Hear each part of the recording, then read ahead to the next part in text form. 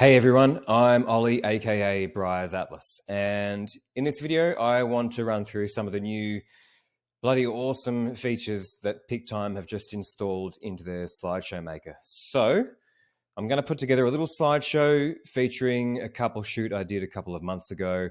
If you're using their slideshow maker already, you know that you can bang together an awesome slideshow in about 30 seconds and have it totally fine for delivery.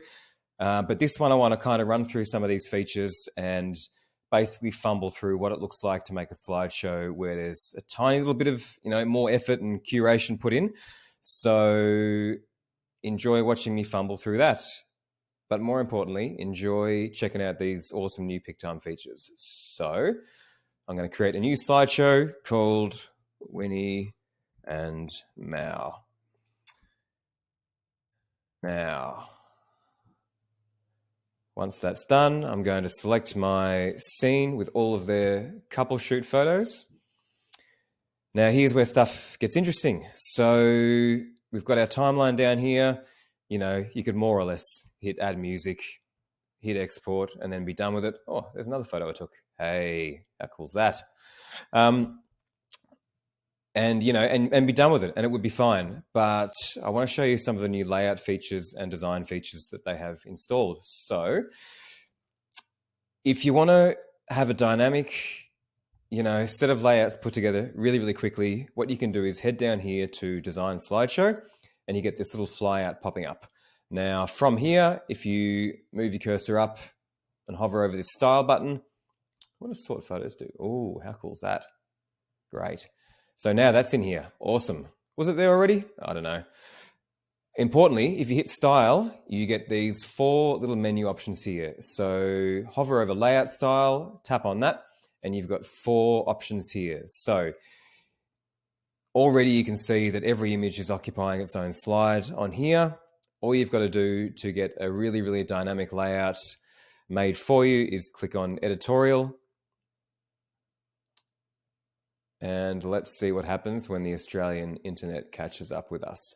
And then you can see here, you've got this pre-designed dynamic slides already done. And that looks pretty awesome. Of course, you want to go in there and change them. We'll go and give that a crack in a second, but I just want to show you these other ones. So you've basically got 4 options up here. The single is the default one where every image occupies its own slide. And then progressively, if you start with minimal, you can see we get this sort of, nice, soft, minimalist, simple layouts. If we hit full, we get a more immersive screen filling set of layouts. And then editorial is the totally, crazy town vibes, for more of an arty aesthetic or whatever you want to call it. It's awesome. So there are your 4 options there. And then you can hit single and go back to every image occupying its own slide. So what I want to do with this one is I kind of want to start with, what do I want to start with? What is this slideshow? What does this shoot feel like? That's probably a great question to see me asking here. I'm not sure that I would pick editorial for this particular shoot, but as a challenge, I want to start with editorial and then see where that leads me. This is kind of a really soft, moody sort of shoot, and I feel like it's probably more suited to something more screen filling. But I also, oh man, what am I going to do? What do we do, team? Text in your answers to 1-800-954-236. That's not a real number, by the way. You know what? Let's start with editorial. So I'm going to hit editorial because I like a challenge. So once we've done that, if we go back, we've got a few other options here. So there's a lot of black and white going on in this shoot, and the default color setting we've got here, or default color palette, has got this sort of creamy vibe. And I don't really think that's suitable for a shoot that has so much monochrome as this. So what I'm going to do is I'm going to head into my color palette options here. And we've got a set of pre-made color palettes, which is bloody awesome. Now, clicking each one, you can see all of these changing. So if you're doing, if you're in Portland, Oregon, and you've got all of your beautiful forest colors, or California, where you've got all your terracotta sunset vibes going on, maybe one of these ones will suit that. This shoot here, I think, is more suitable to something, almost completely desaturated. So I'm going to use stone for this. Now, how these work is, well, let's do a custom palette, and I'll show you how. So basically what you've got up here is you've got a text color, you've got the accent color in the middle, and then on the left, you've got your background color. So you can see that change with all of these here now. So where your accent color is going to appear is like in a slide like this one here, where you've got that graphical editorial background thing happening. And obviously the one on the left is your background color, and that's going to appear behind the image. So if we add a new color palette, let's go super mega extreme. The text color, let's set to a brutal offensive orange. The accent color, let's set to a brutal blue. And then our backdrop color, I've got to edit my palette. Our background color, let's set to a pink, which is what everyone's going to use for this sort of shoot, naturally. Hey, if anyone can make these colors work, by the way, in a wedding or couple shoot context, kudos to you. I feel like the brilliant Kate Hampson is probably the only photographer on the planet that could make this work. But I am going to kill that palette, and I am going to go back to stone. So once I've done that, I want to duplicate that because I don't like the accent color. I don't think that's fitting. It's got a little bit too much saturation in there.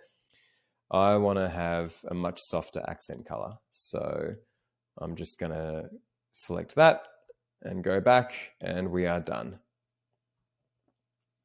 So there's my custom palette up the top, and that is set. Now, actually, good point. Thanks for raising it. We should check our text color. So when thinking about colors, something that comes into the conversation inevitably is the topic of contrast. So I think you want to have, obviously a text color that you can read against this background, but I don't think you want something as pure and completely its opposite. I think too much contrast can be sometimes a bad thing. So something I like to do is just offset that and dial it down a tiny bit. Not enough to be a mid-gray, but just somewhere where it just takes the edge off it a little bit. So I've done that, and there I have my color palette up the top.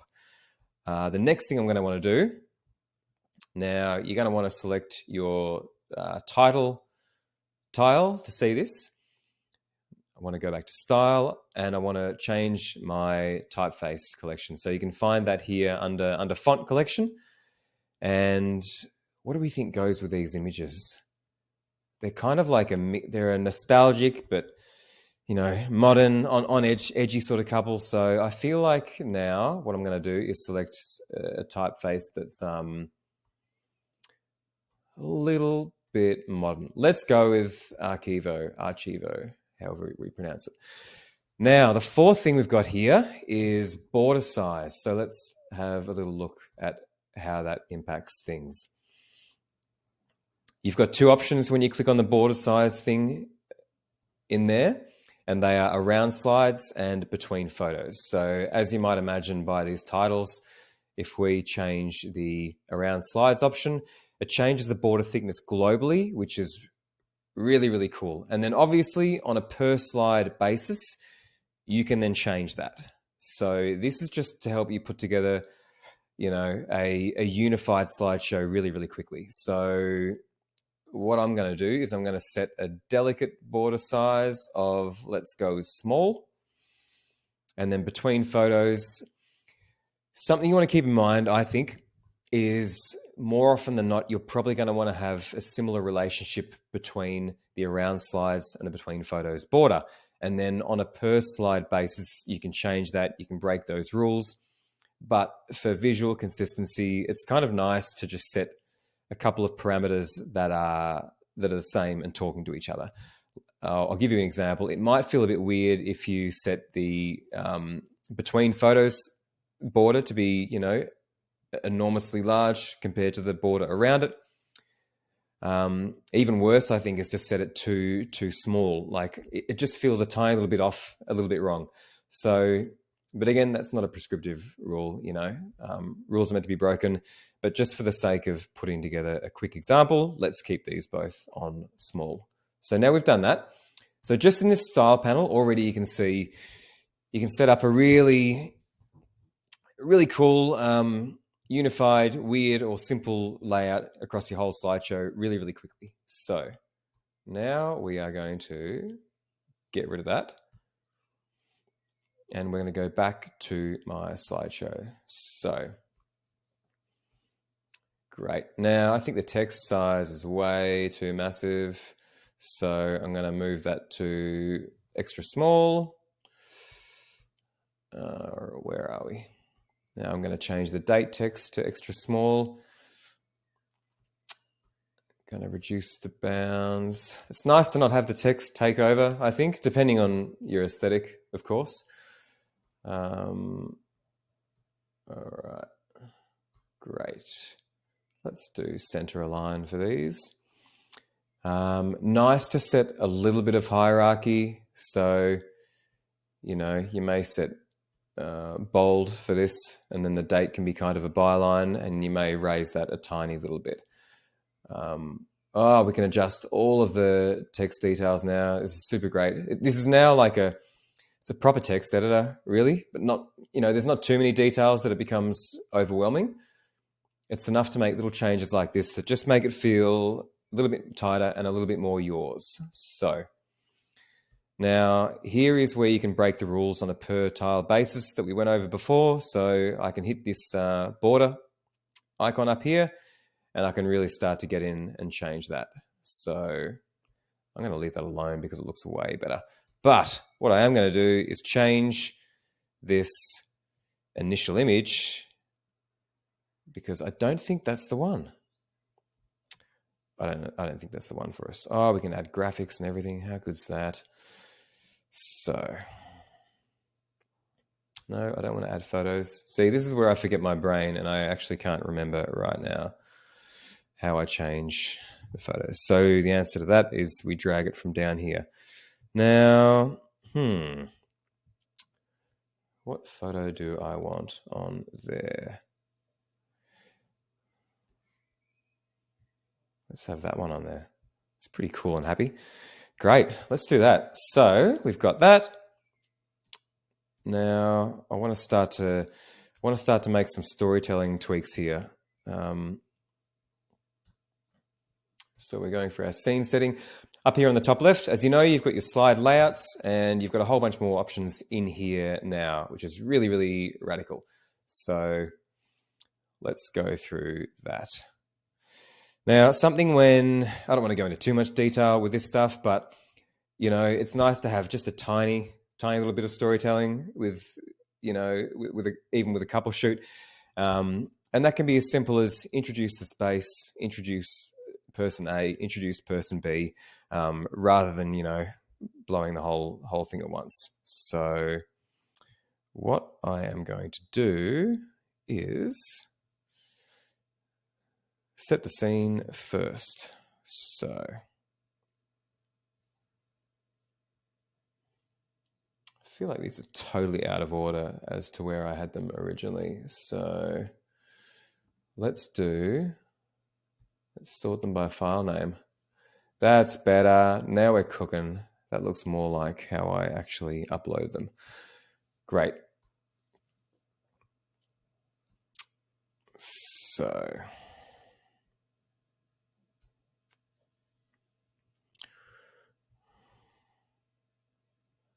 I feel like I need some real elevator music to this now, because if you're out there watching this, you're just watching pure puzzlement.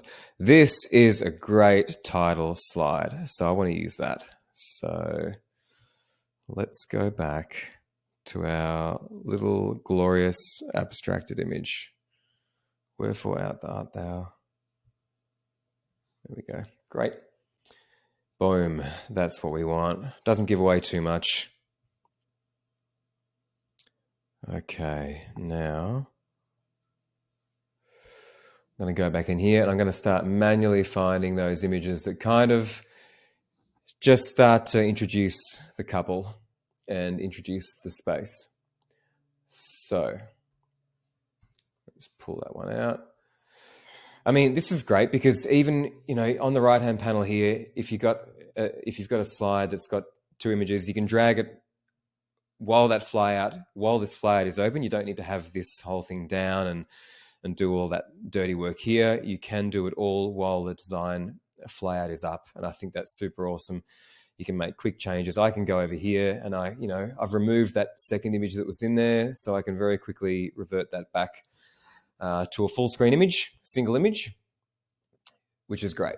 So now I'm just going to quickly eyeball images here that are going to be in the correct order. So let's take out that one. I don't think we want that image at all. See you later. So up here, we've got a vertical image here. I want this to, fit the frame properly. So let's find a slide that does that. But you can see we've got a border issue here. So I want to see all of this because we've got mouse hand up there visible, which is integral to that image showing that, hey, there's a second person here. We're going to introduce the second person. Look at that hand up there. I wonder if I'll see his face. But that's cut off currently because our border's too thick based on the settings that we set up earlier. So here is where we want to use our edit borders thing and reduce that all the way down. So now we still have a layout issue here. So hello, Mr. Tile. Why can't I see all of you? There we go. Great. So that's your option up there for the kids at home. Now we can see all of what's going on in that image. So I'm going to go back to the design view and I'm going to quickly eyeball the order of my images here. So we've got foot being introduced, side, and we want to introduce both of them after we see the hand. So let's have a look and see if there's any more images that are, kind of implying. Here we go. We've got one of Winnie playing with the swing that comes in a lot later on. So I just want to introduce that image a fair bit earlier. And, we're tying together the foot with the action of her using this swing up here. So it makes sense for those two to go together before she gets a bunch of flowers. So let's go back. Great, great, great. If you're scrutinizing things, you can see down here I've got my favorite image of the whole set. And I really like to put that last because whatever has happened throughout the day, if it's full wedding, I love closing on a really, really strong portrait that's removed from the rest because there's a thing called peak end rule. And if you go and look at that, the idea behind that is people remember the peak of an experience and the end of an experience. So that goes for client services. It goes for slideshows.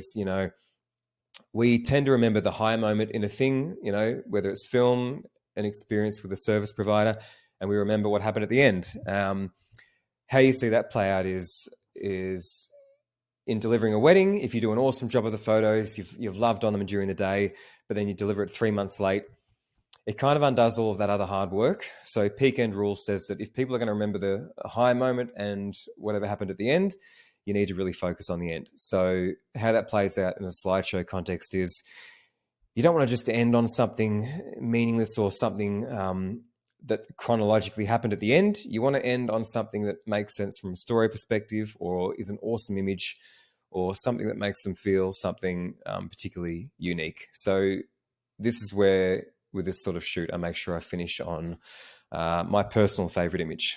So that's why that little double exposure image is there. So, sorry, fueled by coffee. I wonder if few of your photos have a coffee sponsorship. I feel like Corey and Dylan should really get on that. Okay, back to business. So now I just want to, from a zoomed out bird's eye view, I just want to get a look at all of the decisions that have been made by that editorial layout and then ask the question, how can I improve the decisions that have been made? And here's where I'm going to start doing that. I'm going to start dragging some of these images around. Images like this, they're real kind of hero shots. They need to stand on their own unless there's a clear partnering image for them. And that's why it made no sense to have it being diluted by these two sort of prep shots.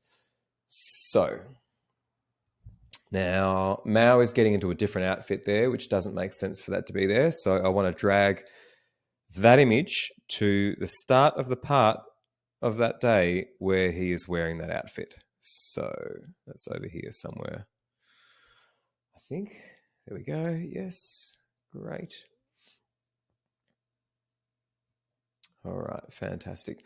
I'll fix some of these as I go, but you're kind of getting the idea. Kudos to any of you that are still watching this, by the way. This must be about as exciting as watching paint dry, watching me fumble through decision making. But here we go. Now, we've got a set of 3 here. This doesn't really make sense because we've got one image of a couple, another image of a couple, and then one of just Mao. So I don't want to have those together. I want to have these two together. So I love that he's smiling and serious. So maybe I will tie those two together. So in my layout panel, I'm going to make this slide a dual layout, and then I'm going to drag, whoopsies, I totally messed that up. Let's fix that. So this is where I need to go back to this view and then drag from the bottom there. Great. And back to slideshow view. And now I've got my little diptych there, which is just what I want. And now we have a redundant slide. So we are going to put you in the bin, my friend. Goodbye. Now, do I have 2 of that image of Winnie? I don't. So what I'm going to do is we're going to make this a hero slide. Great. And then back to the couple. So they had a bunch of different outfits in this shoot. It was really, really ad hoc, and we just made a glorious mess of images on different formats. So I kind of also want that spirit to stay true here. It's not a real linear story in that way. I broadly want the outfits in any given bracket to be the same, but beyond that, we can kind of mess around. So just want to go over here and make sure slides that clearly have a couple of vertical shots have that, have the correct template applied to them. Great. Right. This should be a vertical. You can see how fast it is to make changes, like, of course, when you're automatically applying a layout so dynamic, there's going to be decisions in there that don't obviously fit the photos, but it's so quick to correct those decisions. So anyway, what I'm going to do now is I'm actually going to go back and I'm going to finish this myself, so you don't have to go through the pain and suffering of watching me maniacally edit everything in detail. I'm going to upload this slideshow in full so you can see the aftermath of it. But I hope this has been a useful little look at, in practical terms, how you use these new features and how bloody awesome they are. So hope you've enjoyed. I'm Ollie of Briar's Atlas, and check out the slideshow finished very soon.